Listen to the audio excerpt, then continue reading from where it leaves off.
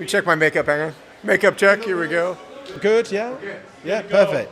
We're ready to rock and roll. Hello, and welcome aboard this conversation with an extraordinary traveller.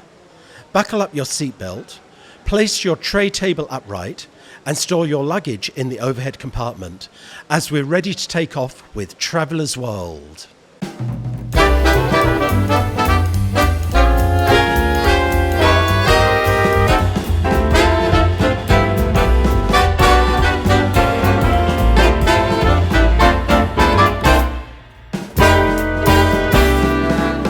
We're at the Extraordinary Travel Festival.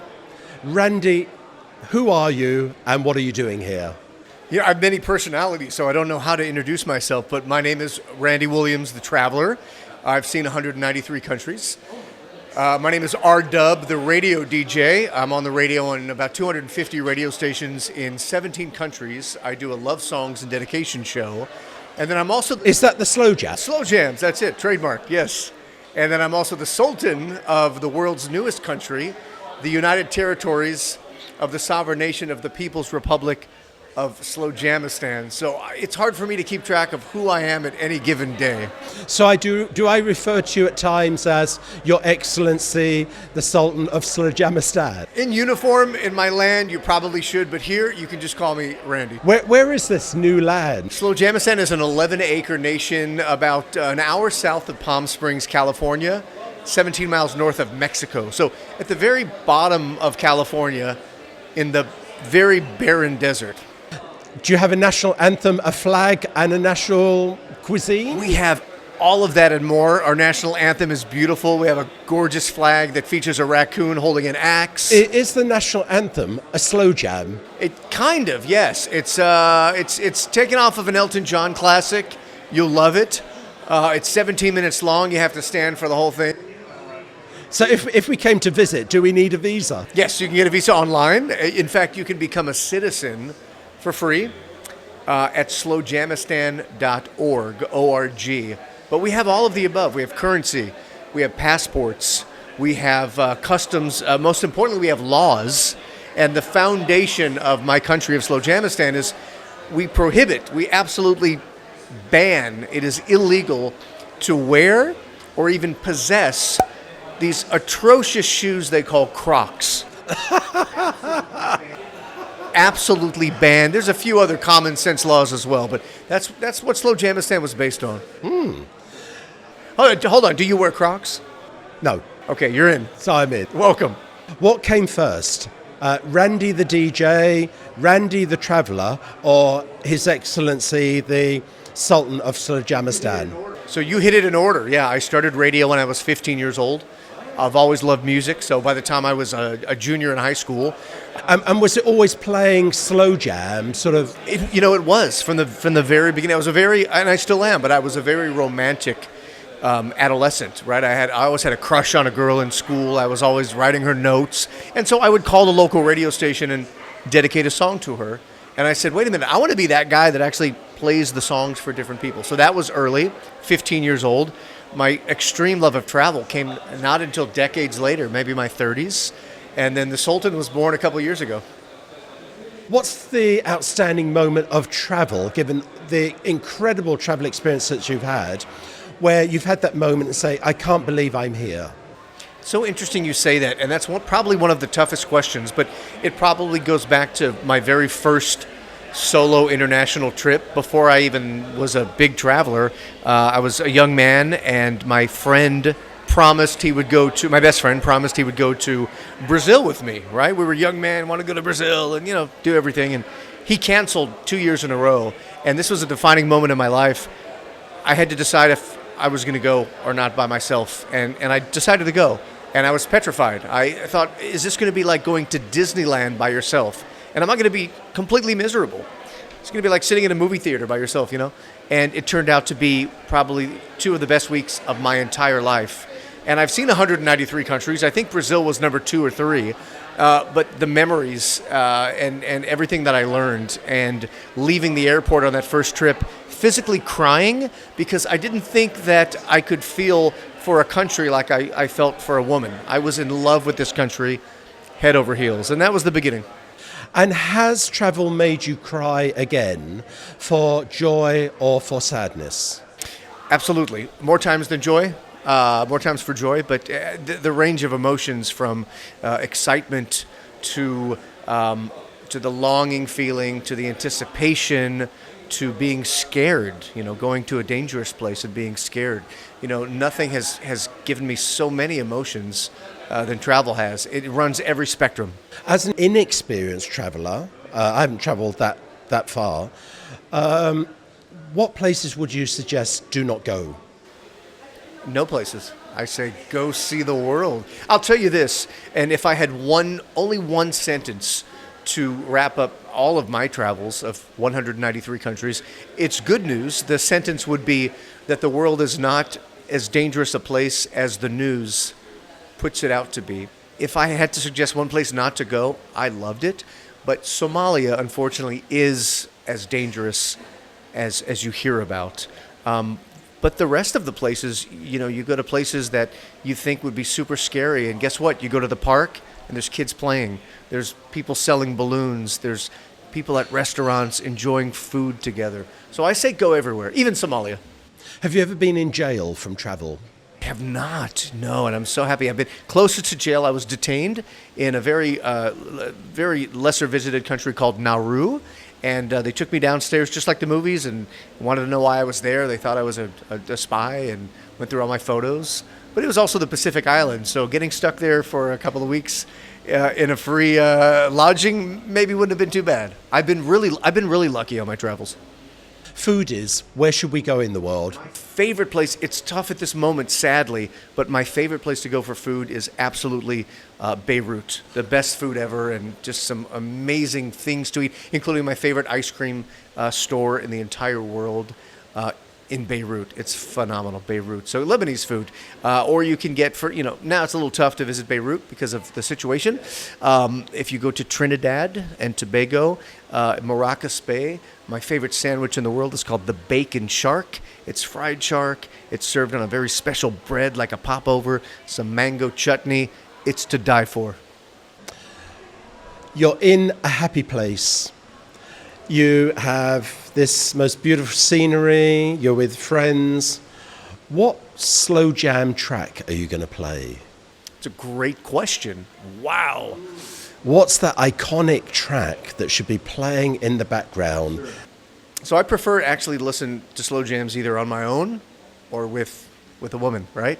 Not necessarily with my friends. Okay, so let's say you're with a most gorgeous woman. I don't know if you're married, but let's say you're there Sure. in paradise with a woman. What's the track that's backing that? And for me, it's not even a track, it's an artist, and his name is Al B. Sure. And his most famous song is called Night and Day, but he has many other slow jams. It's some of the most sensual, seductive, even thought-provoking, romantic music ever. Is it sort of soft rock, soul, or what sort of... There you go, soul. Correct. So we've got, from the 90s came some of the best slow jams, from Boys to Men, Aaliyah, Keith Sweat. I mentioned Al B. Sure, the group Jodeci. It's urban music, so it's black music, for lack of a better term. People are tuning into your radio show to listen to. So it's nightly, I would assume. Yes. Yeah. Yes.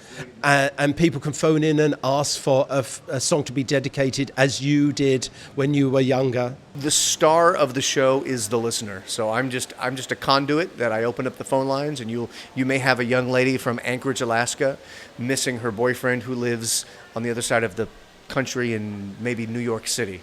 And I make her the star. She could pour out her heart to her boyfriend while the entire world listens. So it's very special.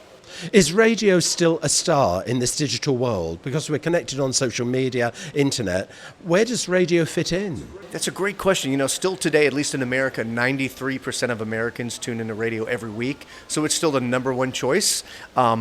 Radio has always had competition. When television came out in the 50s, they said, well, radio's going to be dead. Why would anybody ever listen to radio when they can actually see pictures on a screen? So every single decade something comes along, then the CD, then the car stereo, Napster came along, iTunes, etc., all these different streaming services. So radio is still tried and true. It's still free. And the thing about radio, you'll get curation, but you also get a personal one-on-one. It's a relationship. You can't hear my show and you can't hear people call in and make dedications on Spotify or Pandora. So radio still has some very unique qualities that people tune in for. And can you remind me, what is the show called? Is it Slow Jams? Slow Jams is the show. That's it. Yeah. And when did you have the idea from Slow Jams to launch this nation, Slowjamastan? So really just a couple of years ago, and I visited another micronation. So there are hundreds of micronations all across the world, and what a micronation is it's a piece of land owned by usually an individual, and that individual says, hey, I'm going to make my piece of land my own country. So a micronation can really be anything you want it to be. It could be, you could be 7 years old and you could put a flag in your backyard, and if your name's Bob, you can call it, Bobtopia. Or you could own, 100 acres in the grasslands of, Arkansas. So for me, I visited a micronation. I got inspired. The seed was planted. It was just something silly. I put a big green sign on the side of the road and called it Slowjamastan, and it kind of blew up all by itself. So now we have over 20,000 residents I shouldn't say residents because they don't live there. We don't have electricity quite yet. But 160 nations around the globe contains citizens from Slowjamastan. So it's a very universal place. I'm in awe of this, actually, in awe. Okay, so what has travel done towards your perception on life and people? So much. I am absolutely a different person 10 years later. For seeing all these countries for many different reasons. You grew up in America. I did, yes. You are classically an American, and now you've changed by travel. Sure, absolutely. So in too many ways for this show, we don't have time for, but I'll tell you the biggest way, and I'll give you a specific example, and I'll be a little vulnerable here, but I was in my early 20s when 9/11 happened, okay? I didn't know any Muslims. I didn't hang out with anyone that practiced Islam at all. So 9/11 happens. I listened to a lot of news and radio and talk radio. And a lot of hatred. Well, people are mad for good reason. You understand why. I didn't know the other side. I truly believed, and I'm embarrassed to say this, but I truly believed that if you practice Islam, you hate me and you want me dead. So the first country I went to that was a Muslim majority country, I was scared to death. I was in the taxi going to the hotel thinking, what did I do? What a dumb thing to do. They're going to kill me. And of course, that feeling dissipated within hours. And it was my first trip to Africa, 14 countries in 21 days.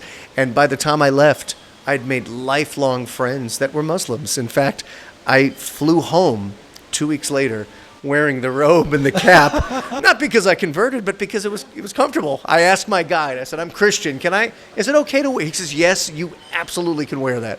So it's shattered perceptions, and as I mentioned, the world is not as dangerous and scary as the media would lead us to believe. Where next? You've traveled the world. What's next on your list?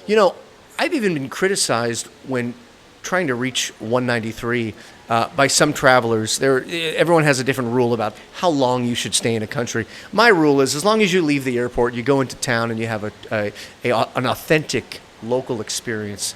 That's visiting a country. I would have liked to stay in countries for weeks at a time, but the truth is, working full time with just a few weeks of vacation a year, if I want to see 193 before I'm too old to travel, I better go quick. So I went very quick. My philosophy was that the world, for me, is a big buffet of food that I've never tried. So I want to have a nibble of all 193 dishes, just a nibble, and then come back to my favorites for a second or even a third or fourth helping. So to answer your question, now that I'm finished traveling very fast and very furious, I get to go to the places that I loved and actually stay a while and enjoy. You know how hard it was to go somewhere like Japan for only 2 nights?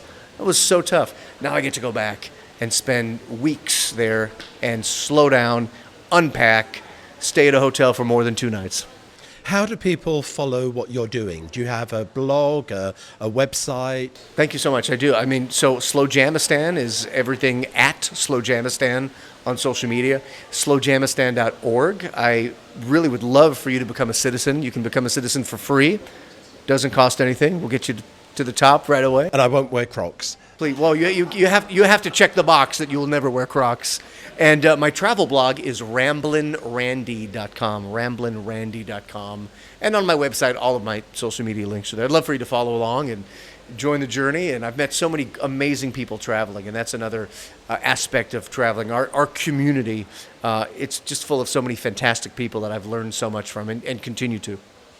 I'm not a radio listener. How do I tune in to Slow Jams? So if you go to slowjams.com, there's a list of radio stations. You click Listen Live. You can find a local station maybe in your town, but if not, go to the website, click Listen Live, and you're slow jamming. Oh, wow. Randy Williams, DJ for Slow Jams, Randy Williams, World Traveller, and Your Excellency, the Sultan of Slowjamastan. Thank you so much for meeting with us today at the Extraordinary Travel Festival, part of our conversations happening at Traveller's World. Keep travelling, keep inspiring us, and I promise I won't be wearing Crocs. Thank you for having me. Appreciate it. Cut.